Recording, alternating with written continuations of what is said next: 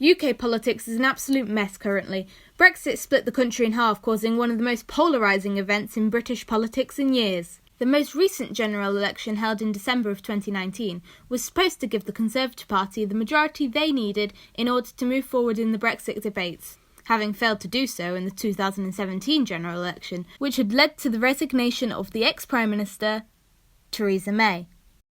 So, with new leader Boris Johnson, the Tories charged into Parliament with their majority, chanted, "Get Brexit done!" To get Brexit done. Mrs. B, I think... Anyway, that's just some background information. I'm here to explore the voting system that brought Johnson and his party into power during this election, and to understand how Labour lost so many of the seats that they thought were safe.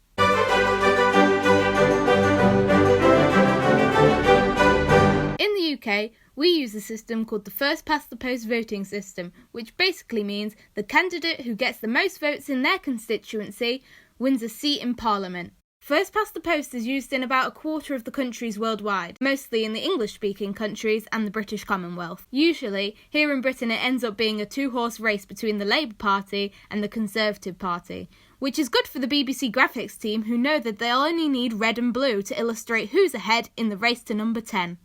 Yes, there are many smaller parties you can vote for, such as the Lib Dems, the Greens, etc. Or independent parties like the official Monster Raving Loony Party, led by their leader, Lord Buckethead. Which is my favourite part of the election, watching Lord Buckethead stood next to Elmo, Count Binface, and some other clowns. Oh, my point is, these parties very rarely actually get the chance to lead the country.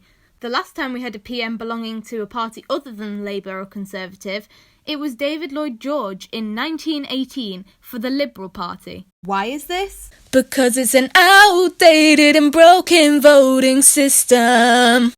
Under our first-past-the-post voting system. A system where votes are not all equal, because unless you live in one of the small number of heavily targeted marginal seats, your vote, quite simply, does not count. Research done by the London School of Economics explains how the UK voting system is disappropriative and doesn't work for general elections. The system has survived so long because it favours the top two parties, who pile up the most votes in their safe areas. It heavily discriminates against the Liberal Democrats and other smaller parties like UKIP and the Greens, who all get appreciable levels of support across the country as a whole, but find it harder to build up a top-of-the-poll position in particular local areas. If we use the example of the Green Party, lots of people spread across the country care enough for the planet to vote for them.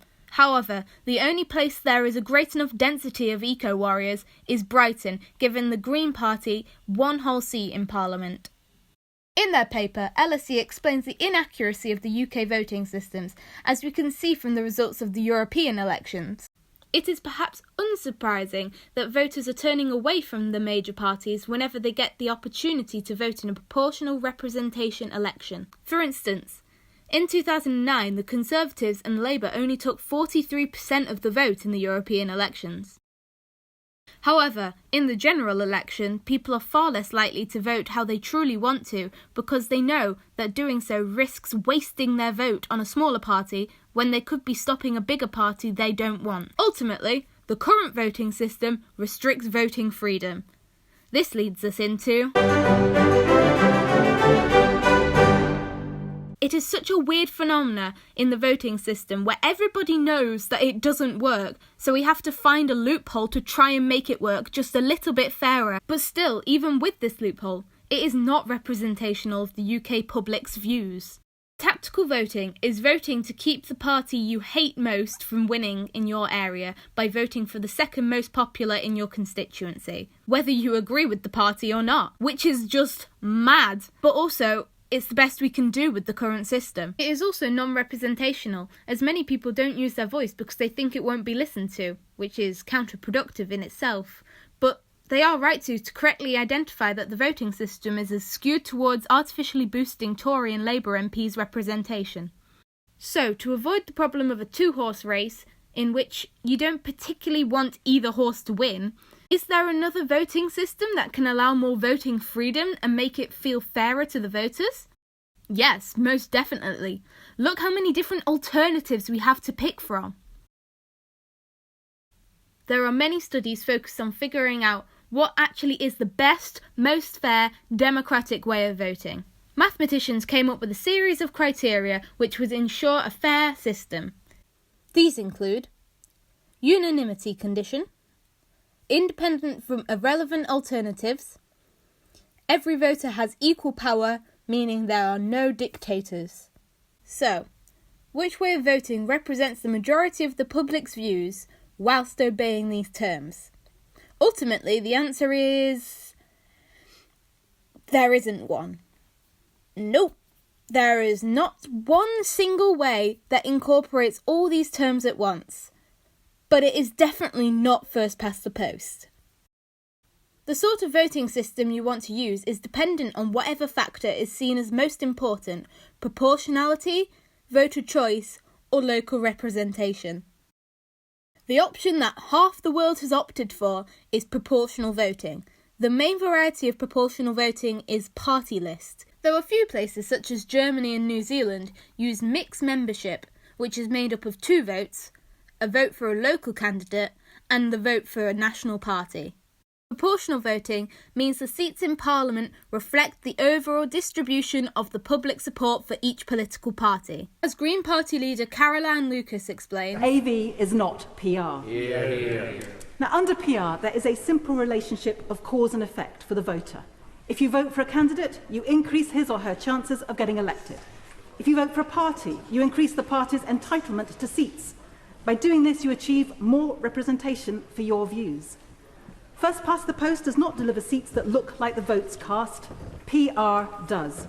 there is a downside to proportional representation, though it is great that it gives smaller parties a better chance to get into power by levelling out the playing field. This in turn also means that parties with extremist views are just as likely to gain power. Or what happened in Germany in the aftermath of World War I, where the vote was split so much between all parties, the government couldn't agree with each other, leaving a Nazi-shaped gap in the path to power.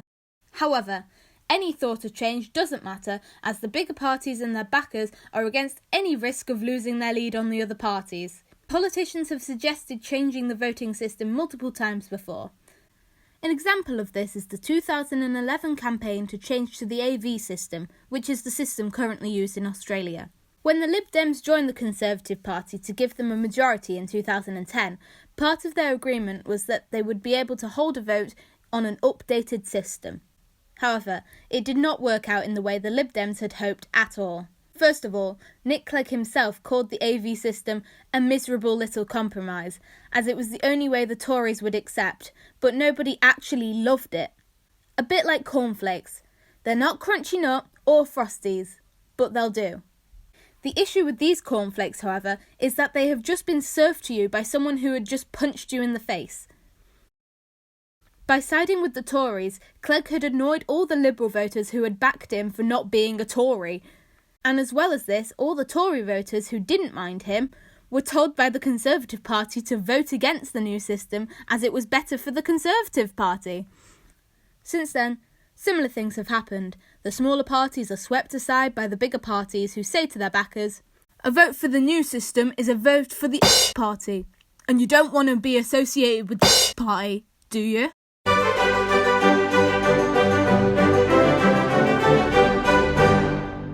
Just as the voting system as a whole is in favour of the establishment, so is the way the country votes. The owners of the British media want the Tories in power as it's beneficial to them.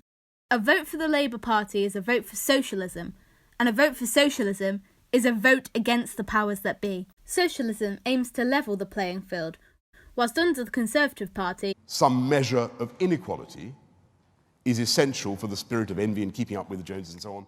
As they cannot view a society without the drive to earn the most money, or for those already in power, retain their privileges.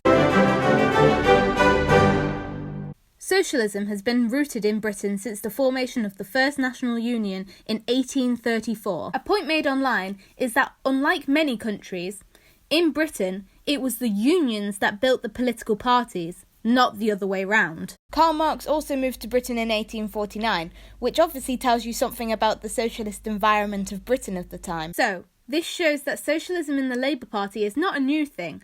In fact, the Labour Party only exists thanks to socialism and the trade unions. So why is it that people are so surprised that the leader of the party born from socialism is left-wing?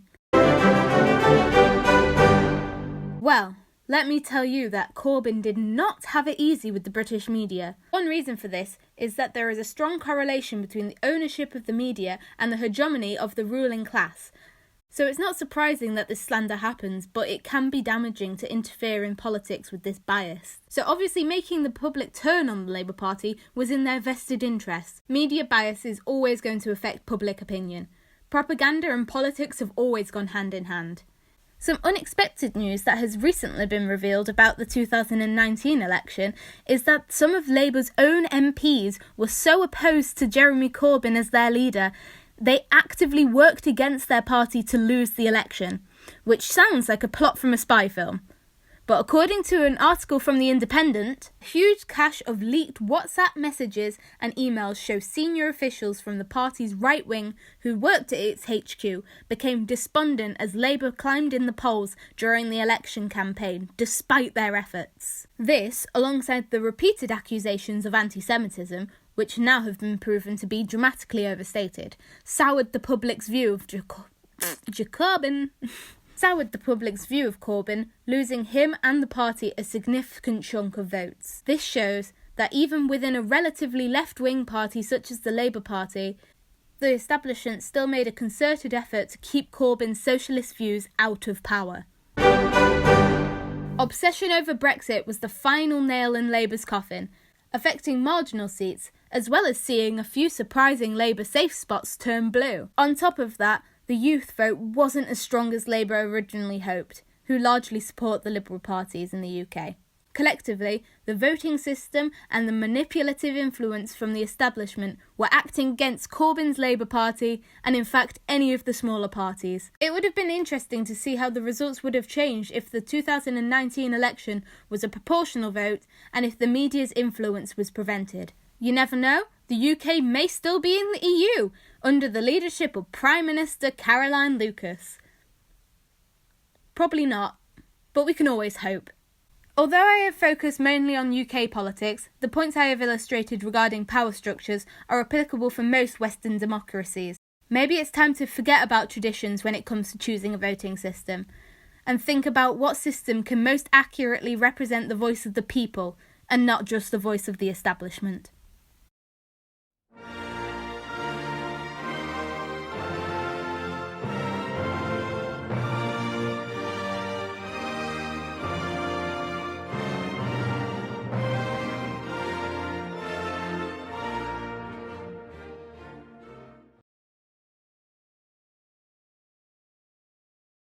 Do you want a pancake?